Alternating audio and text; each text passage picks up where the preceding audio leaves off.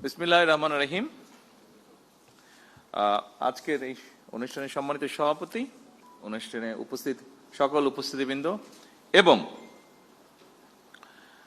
তরুণ entrepreneur বা স্টার্টআপের উদ্যোক্তা বৃন্দ, আসসালামু আলাইকুম। আমি একটু আগে ওখানে বসে চিন্তা করছিলাম যে আচ্ছা বলবোটা কি, যদিও আমার কাছে অনেকগুলো কথা লেখা আছে এখানে।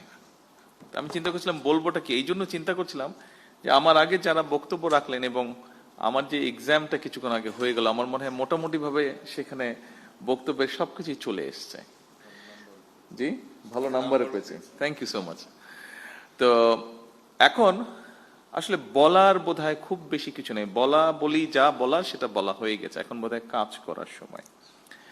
আমি আপনারা যারা এখানে নতুন এন্টারপ্রেনার আছেন, উড বি এন্টারপ্রেনার আছেন, যারা এগিয়ে আসতে চাচ্ছেন, যারা কিছু করতে চাচ্ছেন, আপনাদেরকে একটা কথা আমি শুধু বলি, আপনারা যেটা করতে চাইছেন, it's not so easy, it's very difficult, কিন্তু আপনি পারবেন যদি আপনার ইচ্ছা থাকে। আমি আমার লাইফের একটু ছোট্ট একটু বিষয় তুলে ধরতে চাইছি। আপনাদেরকে নিরুৎসাহিত করছি না, আমি আপনাদেরকে উৎসাহ দিতে চাইছি। দেখুন, আমার লাইফে আমি ব্যবসা বাণিজ্য করেছি, যতটুকু ডিসেন্ট ভাবে বেঁচে থাকার জন্য প্রয়োজন আমি ব্যবসা বাণিজ্য করেছি। কারণ আমার লাইফে ব্যবসা বাণিজ্য শুরু করতে না করতে আমি রাজনীতির সাথে জড়িয়ে যাই। দুটো জিনিস একসাথে চলে না, কিন্তু বেঁচে থাকতে হবে, সেই জন্য যতটুকু ব্যবসা বাণিজ্য করা প্রয়োজন ডিসেন্ট লাইফের জন্য আমি ততটুকু করেছি, বাকি সময়টা আমি আমার রাজনীতির জন্য দিয়েছি। এখানেই আমি ঠিক করে নিয়েছি যে এখানেই আমাকে এগিয়ে যেতে হবে।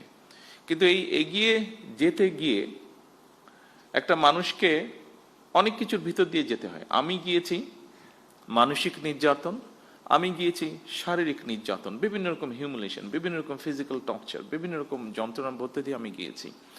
অনেক ধৈর্যের পরীক্ষা দিতে হয়েছে।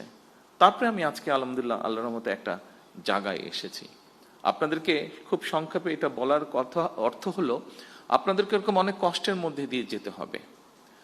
তবে আপনাদেরকে এতটুকু বলতে পারি, এই মুহূর্তে আমার সরকারের অবস্থান থেকে আমি বলতে পারি, আমরা আছি আপনাদের সাথে, আপনাদেরকে হেল্প করার জন্য, আপনাদেরকে পথ দেখানোর জন্য, আপনাদের পাশে দাঁড়ানোর জন্য আমরা আছি।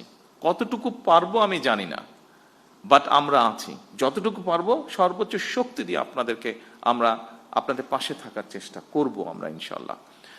এই জন্য আমি এই কথাটা বলছি, কারণ আপনাদেরকে এগিয়ে আসতে হবে। আপনারা আজকে যারা এন্টারপ্রেনার হবেন, যারা হতে চাইছেন, যারা হয়ে গিয়েছেন, কাজ শুরু করেছেন, এখানে বেশ কয়েকজনকে আমরা দেখেছি যারা বেশ কিছু দূর এগিয়ে গিয়েছেন, এবং এগিয়ে গিয়ে যারা মানুষ, সমাজ, সামগ্রিকভাবে দেশের উপকার করছেন। আপনাদেরকে প্রয়োজন, আপনার জন্য আপনার প্রয়োজন না, আপনাকে প্রয়োজন লক্ষ কোটি মানুষের জন্য প্রয়োজন, আপনাকে প্রয়োজন এই দেশের জন্য প্রয়োজন। কারণ আমি একটি কথা বলেছি, ওই দিন আমি গিয়েছিলাম চিনমৈত্রীতে, একটি অনুষ্ঠান হচ্ছিল, সেটি ছিল ইনোভেশন ইভেন্ট। আমরা ছোটবেলায় সায়েন্স ফেয়ার বলতে যা বুঝেছি, অনেকটা ওরকম। বিভিন্ন বাচ্চারা, স্কুলের বাচ্চারা বিভিন্ন সারা দেশ থেকে এসছে, তারা ওখানে বিভিন্ন রকম তাদের প্রজেক্ট তারা নিয়ে এসেছে। কিছুদিন আগে আরেকটা অনুষ্ঠানে গিয়েছিলাম, সেখানে প্রায় সারা বাংলাদেশের প্রাইমারি স্কুলের 22 লক্ষ বাচ্চা পার্টিসিপেট করেছিল। প্রাইমারি স্কুলের বাচ্চা, ক্লাস 2, 3 থেকে 5 পর্যন্ত, বিভিন্ন স্পোর্টসে ওদের ফুটবল ম্যাচটা আমি দেখতে গিয়েছিলাম। এই দুটো ইভেন্ট, বিশেষ করে এই দুটো ইভেন্ট দেখার পরে আমি অ্যাকচুয়ালি, যেহেতু আমি রাজনীতি করি, মাঝে মাঝে হয়তো হতাশ হয়ে যেতাম, বা এখনো মাঝে মাঝে কিছুটা অনেক ক্ষেত্রে বেশি হতাশ লাগে। কিন্তু এই বাচ্চাগুলোকে দেখার পরে নিজেকে খুব কনফিডেন্ট মনে হয়েছে। এই জন্য কনফিডেন্ট মনে হয়েছে। আর আজকে যখন আপনাদের কতগুলো কাজ দেখলাম, আপনাদের কয়েকজনের বক্তব্য শুনলাম, তখন নিজের কনফিডেন্সটা আজকে আরো বেড়ে গিয়েছে। কারণ দেখুন, যেহেতু রাজনীতি করি, একটা তো আমার লক্ষ্য আছে, উদ্দেশ্য আছে, রাজনীতি আছে, দলের পরিকল্পনা আছে, সবকিছু আছে, কাজ আছে। কিন্তু যেহেতু দেশ পরিচালনার দায়িত্বে আছি, আমাদেরকে দেশকে নিয়ে আমরা চিন্তা করি, দেশের বিভিন্ন সেক্টর নিয়ে চিন্তা করি।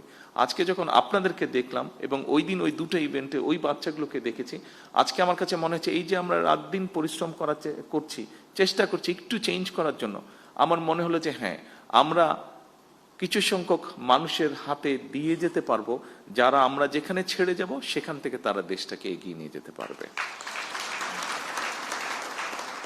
এই যে দেশটাকে আপনারা এগিয়ে নিয়ে যেতে পারবেন, আপনাদের কাছে এই প্রত্যাশাটা, এই দৃঢ় আশাটা, এই বিশ্বাসটা রেখে আমার বক্তব্য আমি শেষ করছি। আপনাদের সাফল্য কামনা করে, আপনারা যারা যারা এগিয়ে আসছেন প্রত্যেকের সাফল্য কামনা করে, আবারও আমি বলছি, আমরা আছি আপনাদের সাথে। কতটুকু পারবো জানি না, আমাদের সর্বোচ্চ দিয়ে আমরা চেষ্টা করব আপনাদের পাশে থাকার জন্য। সকলকে আন্তরিক ধন্যবাদ। আল্লাহ হাফেজ। মাননীয় প্রধানমন্ত্রী, আপনার মূল্যবান ভাষণের জন্য অশেষ কৃতজ্ঞতা এবং ধন্যবাদ।